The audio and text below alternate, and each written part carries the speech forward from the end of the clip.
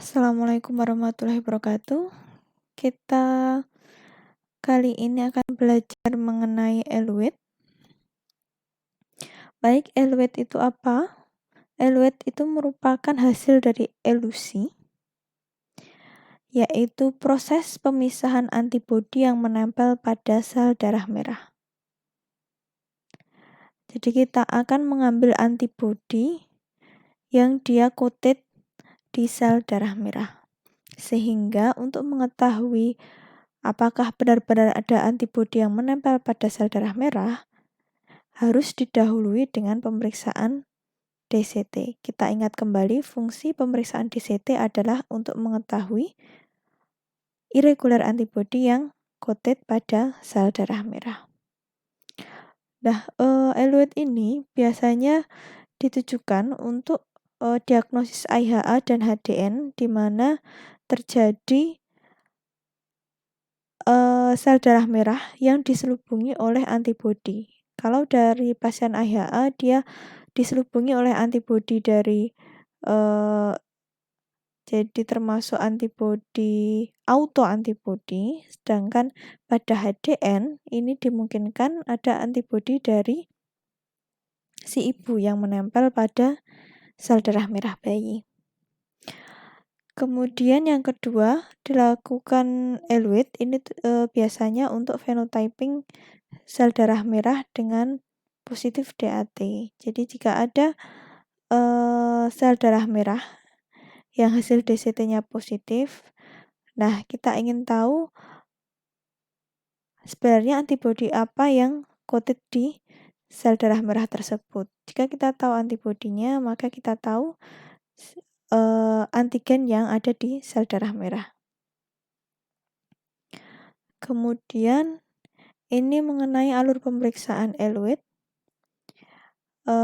algoritma. Jadi tadi telah dijelaskan bahwa pemeriksaan eluid ini didahului dengan pemeriksaan DCT.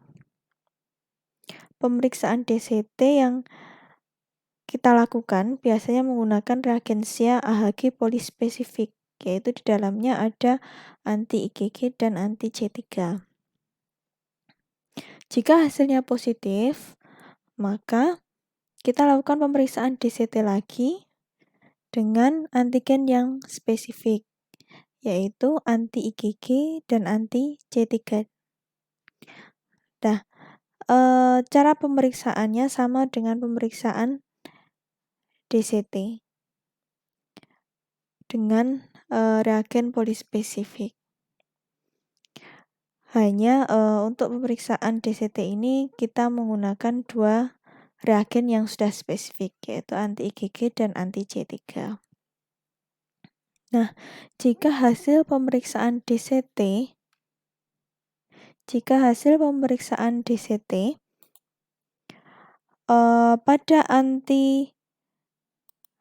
pada anti-IgG-nya dia positif dan pada anti-C3-nya dia positif atau negatif, maka silahkan dilakukan pemeriksaan eluid. Tetapi bila di hasil pemeriksaan DCT dengan menggunakan reagen anti-IgG-nya dia negatif, seperti ini, maka tidak diperlukan pemeriksaan eluid. Mengapa? Karena tadi tujuan dari elusi adalah mengambil antibodi yang coated pada sel darah merah. Anti-IgG ini jika positif, dia menunjukkan bahwa ada incomplete antibody atau ada antibodi IgG yang menempel pada sel darah merah pasien. Maka kita bisa lakukan elusi. Tetapi jika pada anti-IgG-nya dia negatif, maka tidak ada antibodi IgG yang menempel pada sel darah merah pasien. Maka tidak perlu dilakukan elusi. Nah, C3 ini apa? dia adalah anti komplement. Anti C3 ini adalah anti komplement. Sehingga bila hasilnya positif, maka yang menempel di sel darah merah pasien itu bukan antibodi melainkan komplement. Jadi walaupun C3-nya dia positif, tetapi dengan IgG-nya dia negatif, maka tetap tidak perlu dilakukan elusi. Karena di sini dia tidak ada antibodi yang coated. Jadi sekali lagi, elusi dilakukan pada saat hasil pemeriksaan DCT pada anti IgG dia positif dengan atau tanpa hasil pemeriksaan dengan anti C3 positif maupun negatif.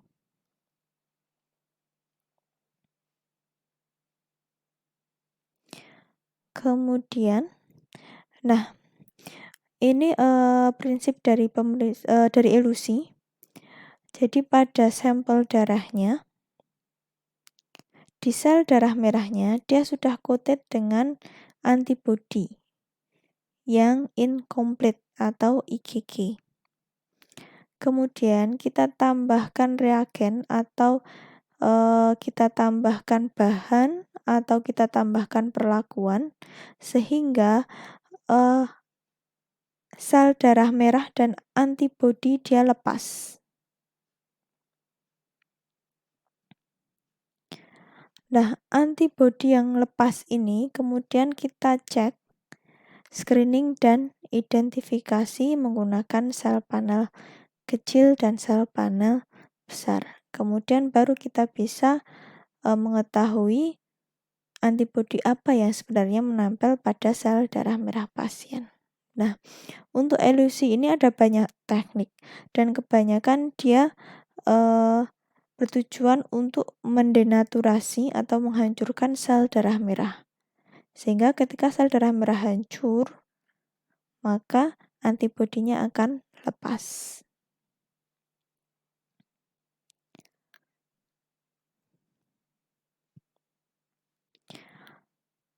Nah, kemudian pemeriksaan eluid ini termasuk pemeriksaan indirect test. Jadi setelah kita dapat eluid, nanti kita periksa screening dan identifikasi antibodi. Jadi langkah kerjanya sama dengan langkah kerja screening dan identifikasi antibodi yang memakai sampel serum. Jadi serumnya kita ganti dengan eluid. Menggunakan sel panel yang sama dengan pemeriksaan serum. Cara kerja sama, sel panel sama. Kemudian menggunakan tes sel A1 dan B bila ada inkompatibilitas ABO antara ibu dan bayi. Atau pada pasien yang mendapatkan transfusi trombosit dengan inkompatibel ABO. Jadi ini kita mau melihat apakah ada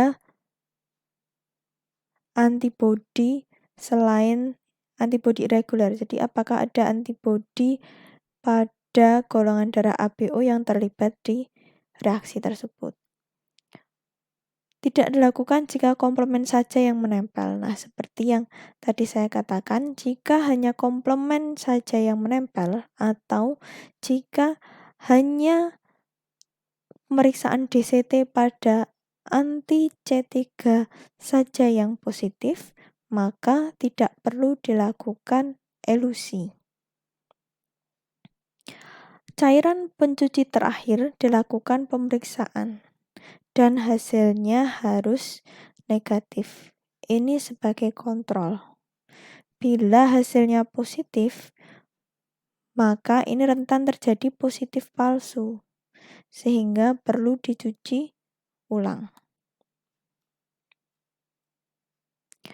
Baik, kesimpulannya nanti adalah adanya antibodi yang terdeteksi pada eluid bisa mengindikasikan bahwa pasien mengalami reaksi transfusi tunda. Ini jika kasusnya pada reaksi transfusi. Atau bila kasusnya pada DN, maka ada antibodi kemungkinan dari darah si ibu yang menempel pada sel darah merah pasien. Atau jika terindikasi bahwa pasien tersebut memiliki riwayat IHA, nah ini kita akan tahu irregular antibody mana yang menyebabkan IHA. Nah, hasil eluid bisa negatif atau bisa positif. Kalau hasilnya positif pada seluruh sel, maka antibodinya tidak spesifik. Nah, sekarang kita lihat, jika hasil DCT-nya positif, tetapi ternyata eluidnya negatif, maka kemungkinan hasil DCT yang kita peroleh ini dipengaruhi oleh pengobatan. Jadi ada obat-obat tertentu yang dia sifatnya membuat sel darah merahnya menggumpal sendiri. Kemudian ada protein non-spesifik.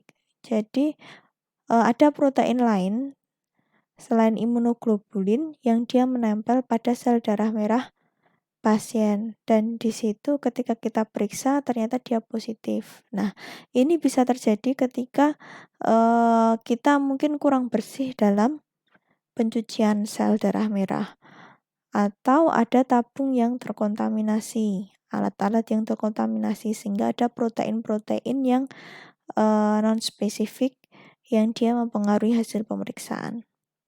Oleh sebab itu, ketika melakukan pemeriksaan, pastikan tabung yang kita gunakan bersih, sudah disterilisasi, kemudian gunakan pipet yang bersih juga. Jangan lupa bilas pipet setelah digunakan.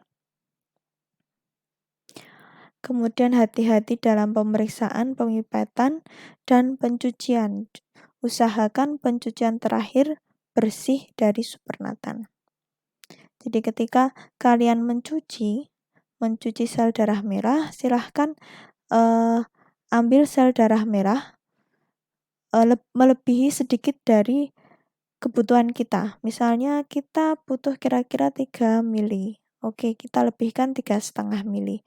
Tujuannya apa? Ketika kalian nanti mencuci sel darah merah, nah lapisan paling atas itu silahkan ikut dibuang. Tidak apa-apa ikut dibuang, agar nanti kita mendapatkan benar-benar sel darah merah yang bersih.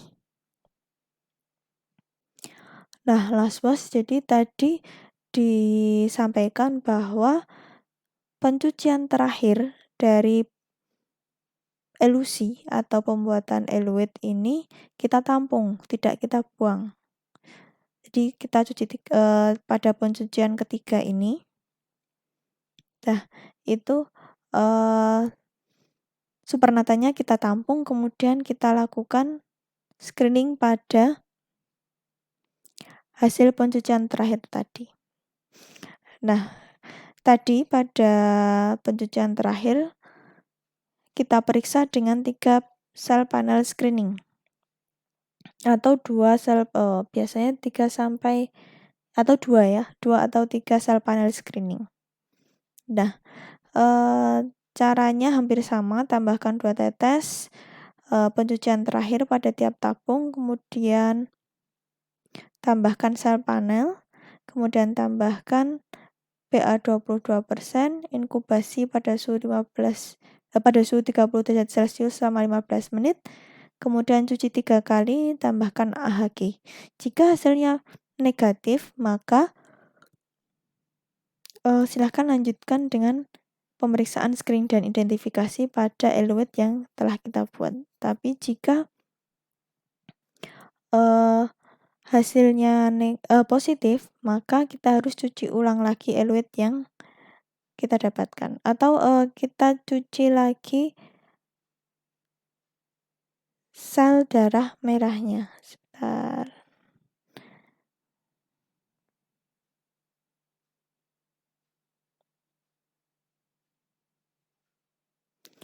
Oke, kemudian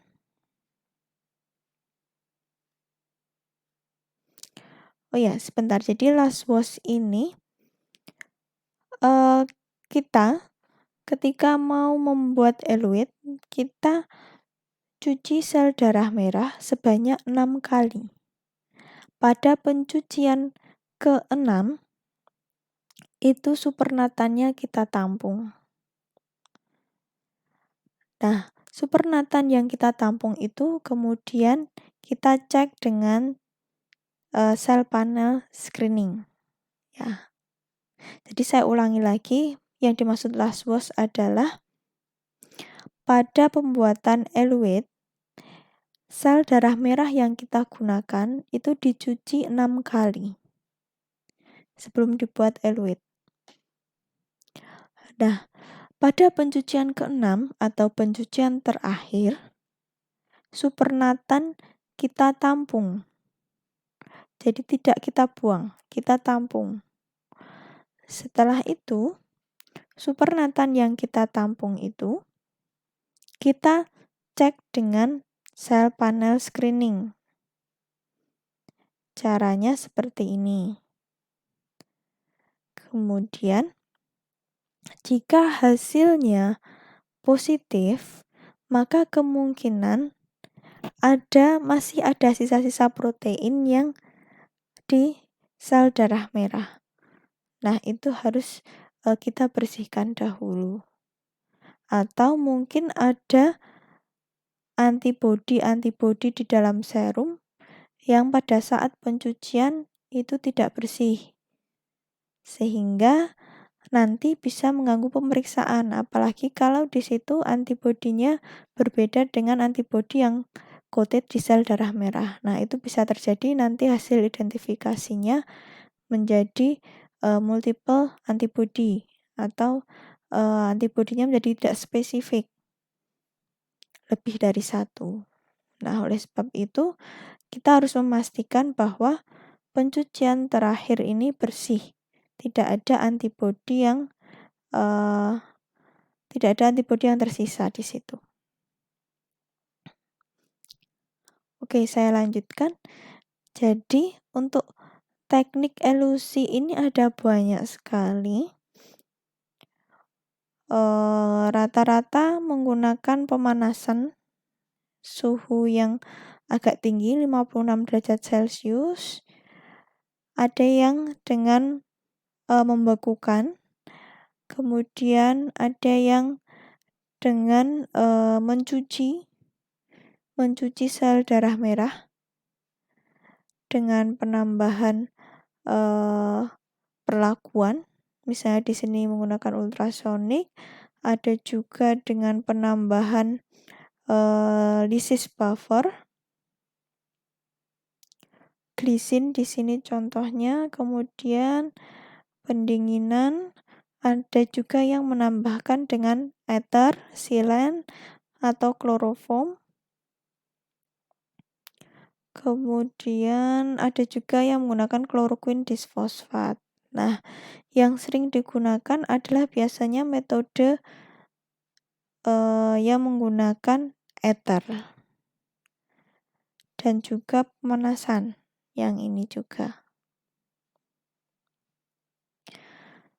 Nah, untuk nanti bisa dibaca sendiri teknik-tekniknya, kemudian prosedurnya, dan juga actionnya ini cara kerjanya, serta kelemahan dan kelebihan. Nah, ini yang sering digunakan adalah ether. Prosedurnya mencampurkan ether dengan salin dan sel darah merahnya, kemudian diputar, kemudian diinkubasi, kemudian baru nanti kita ambil eluidnya.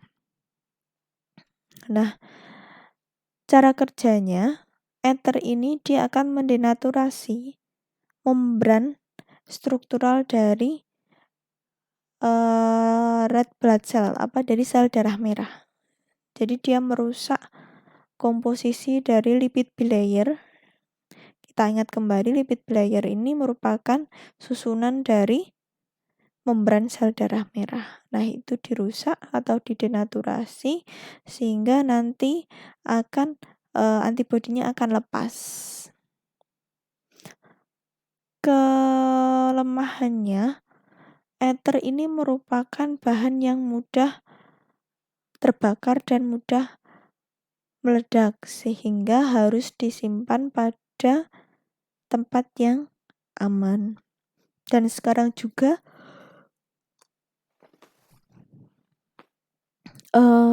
ether ini adalah bahan yang sulit didapatkan juga, walaupun di toko-toko bahan kimia ada, tetapi dia perizinannya juga agak susah. Nah, itu ada juga yang sudah dari pabrikan, ada kit yang dia sudah menyediakan buffer lysis yang dia merusak sel darah merah juga. Misalnya glisin. Nah, menggunakan glisin. Jadi dari pabrikannya dia udah ada glisinnya, kemudian nanti bisa untuk mendenaturasi sel darah merah. Jadi sebenarnya untuk teknik elusi ini sangat banyak. Jadi nanti silahkan dipilih mana teknik yang sesuai diterapkan di tempat kalian bekerja. Kemudian untuk pembuatan eluate yang saya sampaikan di sini ada 2, metode pemanasan dan metode ether. Untuk metode pemanasan, nah tadi saya sampaikan untuk pembuatan eluate harus dicuci dulu sel darah merahnya sebanyak 6 kali. Kalau kalian misalnya didahului dengan pemeriksaan golongan darah atau didahului dengan uji silang serasi. Nah, itu kan kalian sudah mencuci sel darah merah sebanyak 3 kali untuk pembuatan suspensi. Nah, nanti untuk pembuatan eluate tinggal ditambah 3 kali lagi pencuciannya. Jadi pas 6 kali. Kemudian setelah dicuci 6 kali, buat suspensi 50% dengan salin. Misalnya kita mendapatkan sel darah merah sebanyak misalnya 2 mili. Kita tambahkan salin 2 mili juga. Jadi nanti tergantung suspensi ini tergantung sel darah merah yang kalian dapat. Setelah itu diinkubasi pada suhu 56 derajat Celcius selama 10-15 menit, tetapi dengan pengocokan yang keras. Nah, ini yang agak sulit. Kelemahannya adalah dia harus dikocok keras. Kalau tidak, nanti sel darah merahnya tidak akan rusak, tidak akan lysis. Setelah itu diputar 3000 rpm selama 5 menit, kemudian pisahkan eluate-nya. Nah, yang kedua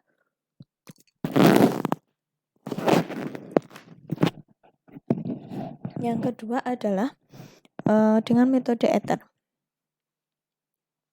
Sama, cuci sel darah merah sebanyak 6 kali, kemudian buat suspensi 50% dengan salin. Tambahkan ether sejumlah suspensi. Jadi misalnya tadi sel darah merahnya 2 ml. Kita tambahkan salin sebanyak 2 ml. Kemudian kita tambahkan ether sejumlah berapa? 4 ml. Kenapa? Karena tadi hasil suspensinya tadi kan 2 ml sel darah merah ditambah 2 ml salin. Totalnya kan ada 4 ml salin. Maka kita tambahkan ether sejumlah suspensi tersebut. Jadilah nanti campurannya sebanyak 8 ml. Kemudian kocok selama 1 menit. Jadi untuk pembuatan eluet ini kita akan menggunakan tabung khusus yang ada penutupnya. Sehingga nanti kalian bisa untuk mengocok atau menggoyang dari campuran sel darah merah dan ether. Nah, buka tutupnya dengan hati-hati setelah dikocok tadi. Kemudian inkubasi 37 derajat Celcius selama 15 menit. Ini opsional sih, bisa 37, bisa 56. Kemudian putar 3000 rpm selama 5 menit. Kemudian pisahkan eluet, inkubasi lagi 5 menit. Nah, inkubasi 5 menit ini, terakhir ini digunakan untuk menghilangkan sisa ether. Nah, seperti ini. Cuci sel darah merah sebanyak 6 kali, kemudian buat suspensi. Nah, ini kan diumpamakan sama ya volumenya, 50%, homogenkan, kemudian tambahkan ether, ini harusnya sejumlah sama di sini. Sebanyak volume sel darah merah, harusnya sama. Oke, kemudian kita campurkan, setelah dicampurkan, tutup rapat. Nanti kalian akan mendapatkan satu tabung dengan penutup. Nah, itu khusus untuk pembuatan eluet. Ketika udah dicampur, kemudian digoyang atau dikocok. Kemudian buka tutupnya, inkubasi 15 menit pada suhu 37. Kemudian putar selama 5 menit. Ambil eluetnya, kemudian inkubasi lagi pada suhu 37 derajat Celcius. Setelah inkubasi, maka eluet ini bisa digunakan untuk pemeriksaan, yaitu pemeriksaan, screening, dan identifikasi antibodi. Nah, setelah nanti pemutaran, jadi setelah pada tahap ini diputar selama 5 menit, nanti kalian akan menjumpai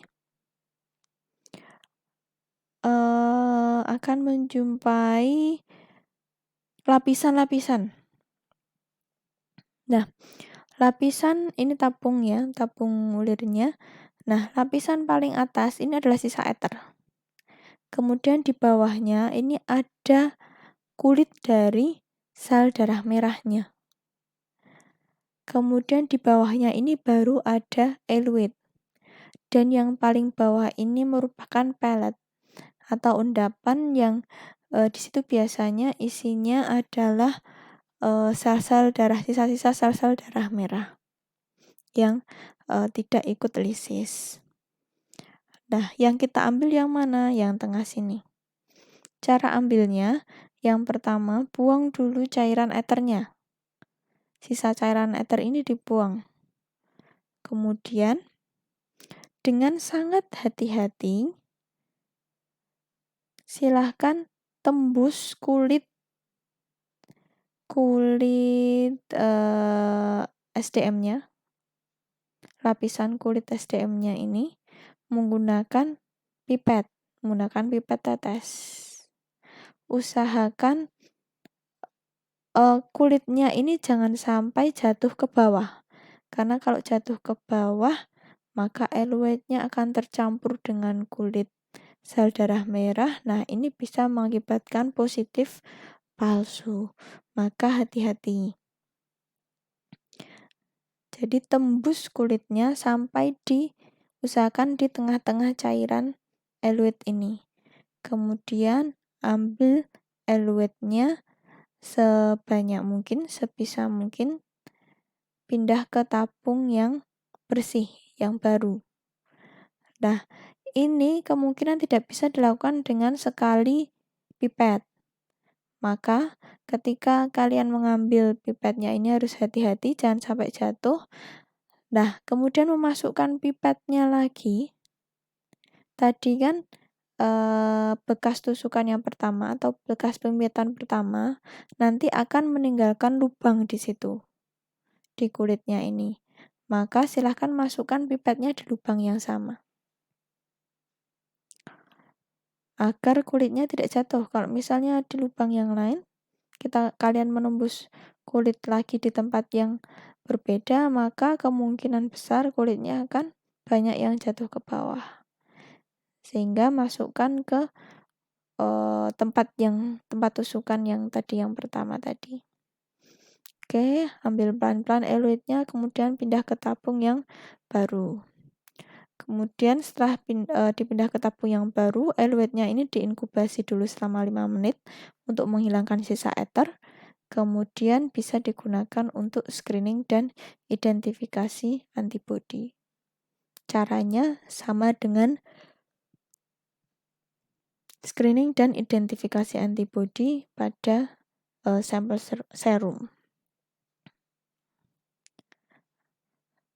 Nah, oke, sekian pengantar praktikum untuk pemeriksaan eluid. Silahkan kalian bisa melihat video-video yang ada di sumber-sumber lain tentang pemeriksaan eluid, tetapi secara garis besar seperti itu untuk pembuatan eluid. Silahkan dipahami, apabila kurang jelas silahkan ditanyakan. Semoga kita bisa bertemu kembali di akhir tahun di laboratorium untuk mempraktekkan bagaimana cara membuat eluid ini. Baik, terima kasih. Semoga apa yang saya sampaikan bermanfaat. Selamat belajar. Wassalamualaikum warahmatullahi wabarakatuh.